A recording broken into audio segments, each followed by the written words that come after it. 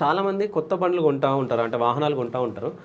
కొన్ని రోజులకే యాక్సిడెంట్లు అయితా ఉంటాయి. ఇది కూడా నాకు చాలామంది క్వశ్చన్ చేసినటువంటిది ఈ ఈ ప్రశ్న కూడా.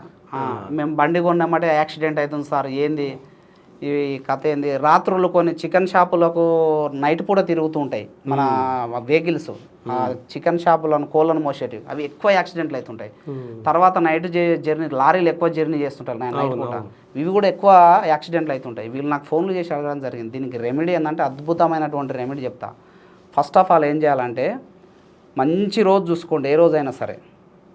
ఆ రోజు ఏం చేయాలంటే, ఇప్పుడు శుక్రవారం కడుతున్నాం అనుకో, శుక్రహోరలా చూసుకోవాలి. శుక్రహోర 3 సార్లు వస్తుంది శుక్రవారం. ఎప్పుడు వస్తుంది? ఉదయం 6 నుంచి 7, మధ్యాహ్నము 1 నుంచి 2, రాత్రి 8 నుంచి 9. ఈ 3 హోరాకాలాలు ఉంటాయి. ఆ రోజు ఏ రోజు అయితే ఉంటుందో ఆ రోజుకు. ఆ హోరాకాలంలో ఏం చేయాలంటే, ఎరుపు రిబ్బెను, ఎల్లో కలర్ రిబ్బెను 2 జత చేయాలి. దాంట్లో జత చేసి స్టీరింగ్ కట్టుకోవాలి. ఓకే, స్టీరింగ్ కట్టుకోవాలి. తర్వాత ఏం చేయాలి, ఆ అద్దం ఉంటుంది కదా వెహికల్స్కి, దేనికైనా ముందు భాగంలో ఒక మంత్రం రాసుకోవాలి. అది ఎట్లా రాసుకోవాలి? గ్రీన్ స్టిక్కరింగ్ తోటి రాసుకోవాలి. రేడియం పెడుతుంది, గ్రీన్ రేడియంతో రాసుకోవాలి. అదేంటంటే ఓం వృషభాయ నమః.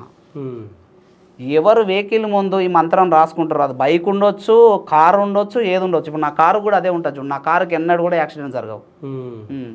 అయితే ఆ మంత్రం అద్దం పైన కానీ ముందు భాగంలో రాయాలి. ఏంది? ఓం వృషభాయ నమః. ఈ మంత్రం రాయించాలి. తర్వాత ఈ yellow colour ribbon, red colour ribbon కలిపి కట్టాలి స్టీరింగ్కు.